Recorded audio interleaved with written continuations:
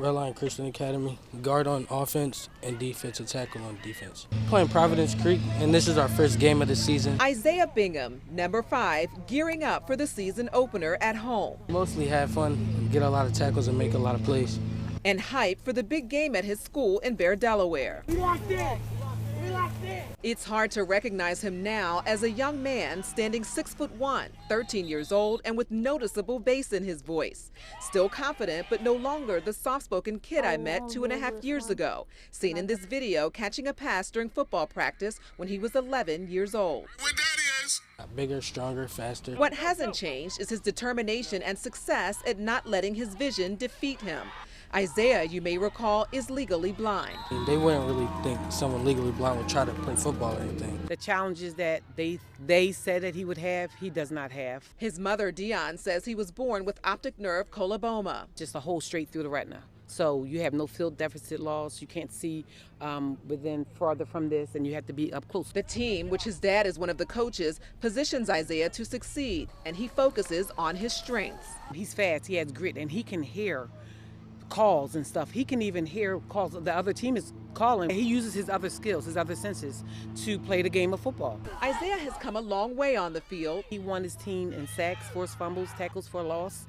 He's legally blind, and he did that, you know? So, and now he's captain. He's captain on his team. They ain't pick him captain because he's legally blind. No, because his character. Red Lion Christian Academy defeated Providence Creek tonight, and Isaiah has a word for anyone facing obstacles. Life is short, and try what you want to try.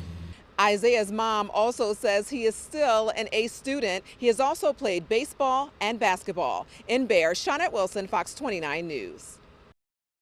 Operation on the block. It's the final night. Stop peeking outside and come outside. 77 days of peace patrols in neighborhoods all over the city are coming to an end. Tonight, Operation Hug the Block wraps up at 3rd and South with a message for residents to carry the torch. Start engaging with the community consistently and visibly, just as we have tried to do the last 77 nights. Operation Hug the Block was a collaboration between longtime activist Jamal Johnson and Philly Truth's founders, Mazie Kasher and Stephen Pickens. It was important to make this sacrifice just to show that, you know, we're passionate about this work. They began August 22nd, hitting the streets from 10 p.m. to 4 each morning.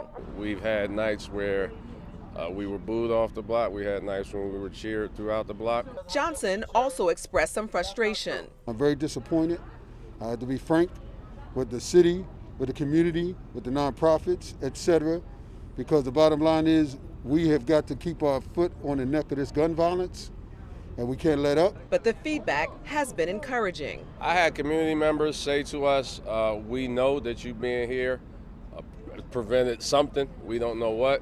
I believe 5 out of the total nights we heard gunshots, like in the earshot. We saw bar fights.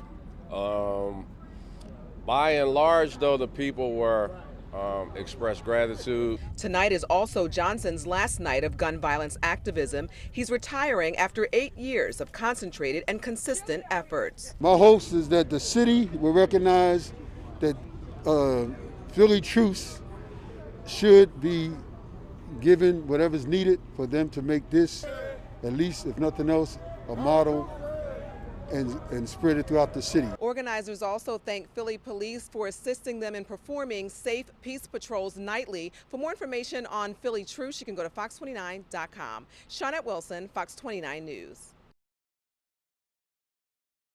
Tonight, the University of Pennsylvania are denouncing those written messages that were projected on some high-profile campus buildings, and some of those messages targeting the university's president.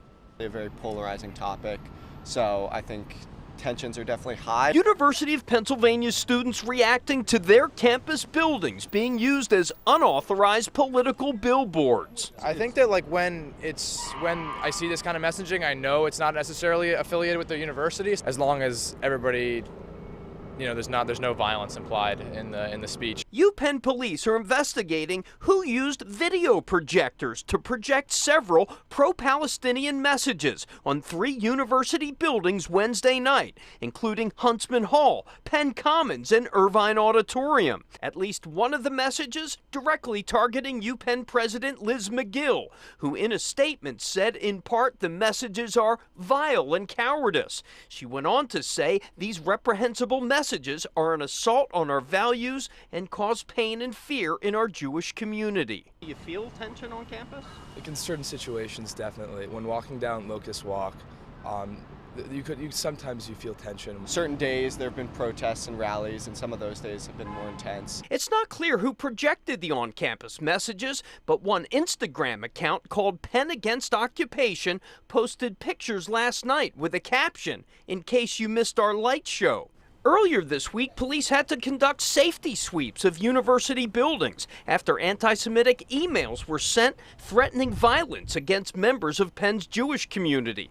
For many Penn students, disruptions like these won't affect what goes on in the classroom and the reason they're here. I just hope that in general that there could be a little bit more of coming together and putting this aside from the fact that we're all here to learn and grow together. Now, UPenn police say they are investigating both incidents, including the video projectors used, and will take any action in accordance to university policy.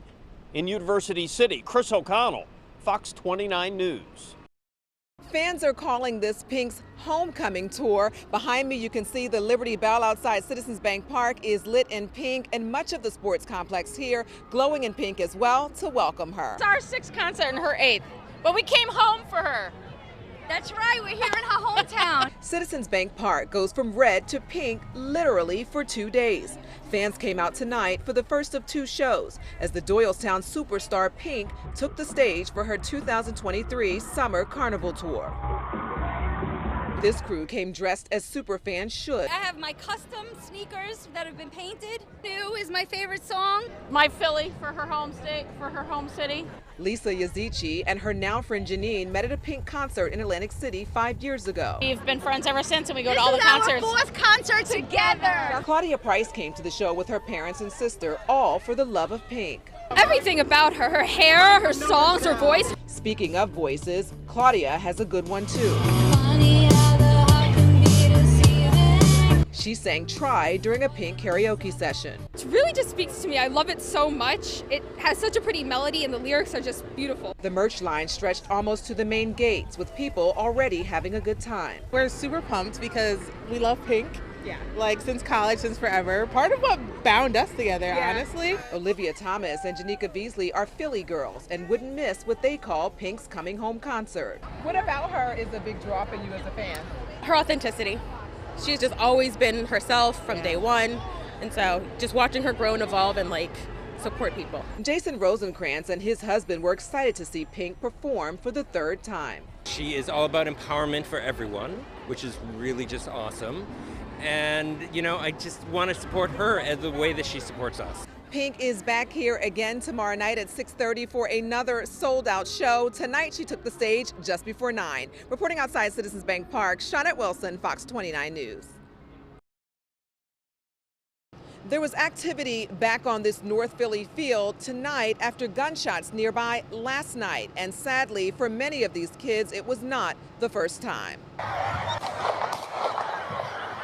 Gunshots erupt near a football field at 11th and Cecil B. Moore in North Philly. The terror captured in this cell phone video sent to the No Gun Zone Instagram asking for anonymity. Shooting is them gunshots? They gunshots? It shows some kids running while other players drop down on the field trying to shield themselves. Ebony Jones was there last night with the West Philly Panthers for their 9U game against the Blackhawks. I talked to her at the Panthers home field tonight at 57th and Vine. My children did get out. They had to climb the gate because it's only one way in and one way out of the space. Coach Nate Reed is the vice president of the West Philly Panthers. Concerned, worried, as we are every day. He says today only 2 of their 9 teams showed up for practice. The 9U team noticeably absent. They're not here today. Coaches gave them a day off. Even worse, Coach Nate says this scene in August of last year happened right outside their field gates. 100 shots were fired as about 300 kids were there for practice and other youth activities. That team, you know, is our 8U city champ, so a lot of those kids are back on the 9U team, and now they're almost in the same situation a little over a year later. Last night, no one was shot, but some were hurt. 1 or 2 kids were knocked down and ran over, and I believe, from what I understand, my coaches let me know that 1 kid may have a broken arm from falling. And a Temple student sent us these pictures saying a bullet from last night came through her off-campus housing apartment next to the field. Coach Nate says none of them should have to deal with this. We should be teaching tackling drills, blocking drills, and things of that nature. We shouldn't have to be teaching stop, drop, and roll on the ground, you know, from bullets. Shawnette Wilson, Fox 29 News.